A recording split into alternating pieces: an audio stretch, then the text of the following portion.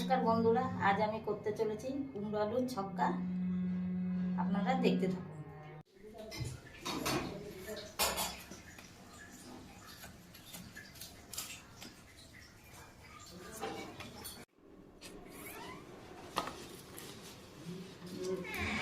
নিচেই ঘি নেই, তেল গরম হয়ে গেছে, জিরে দিয়ে দিলাম, সাদা জিরে ফোড়নে। এবার আমি আলুটা দিচ্ছি, কুমড়ো দিয়ে দিলাম। আলু কুমড়ো তেজপাতা দিয়ে একসাথেই আমি ভাজবো।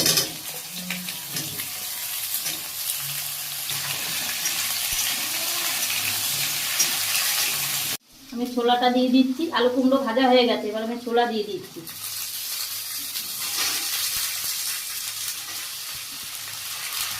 ছোলাটা দিয়ে নাড়াচাড়া করে মশলাটা দিয়ে দেবো।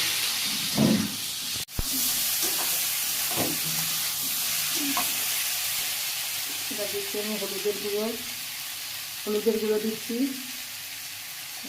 এবার আমি নুন দিচ্ছি, আমি নুনটা একটু লাস্টেই দিই, কুমড়ো আলু তো আগে দিলেন তরকারিটা ঘেটে যাবে।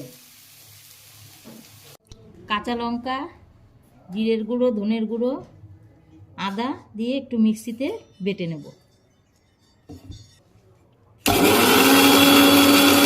মশলাটা বাটা হয়ে গেছে, বাটিতে ঢেলে নিলাম।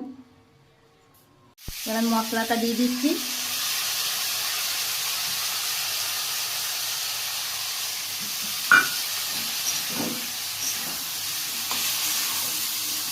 কষানো হয়ে গেছে, জল দিয়ে দিচ্ছি।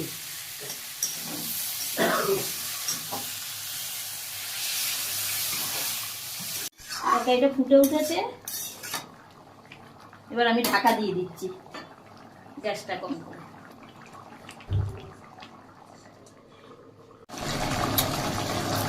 মিষ্টি দিয়ে দিলাম, দিয়ে দেবো ঘি,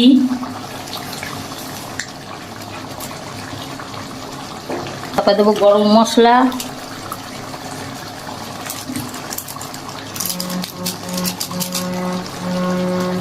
ঘি, গরম মশলা, মিষ্টি দিয়েছি। একটু ঢাকা দিয়ে রাখি 5 মিনিট। 5 মিনিট পরে আমি নামাবো। গোপাল ভক্ত সঙ্গে রান্নাটা করলো, আমি তো খেয়ে দেখি কিরকম স্বাদ হলো। একটুখানি কাটিয়ে দে ভাই, তো খেয়ে দেখি।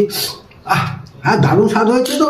আহা, কি জ্বালা বুকের ব্যথায় না, এই খাওয়া খেলে পরে বুকের জ্বালা হবে ভালোবাসা।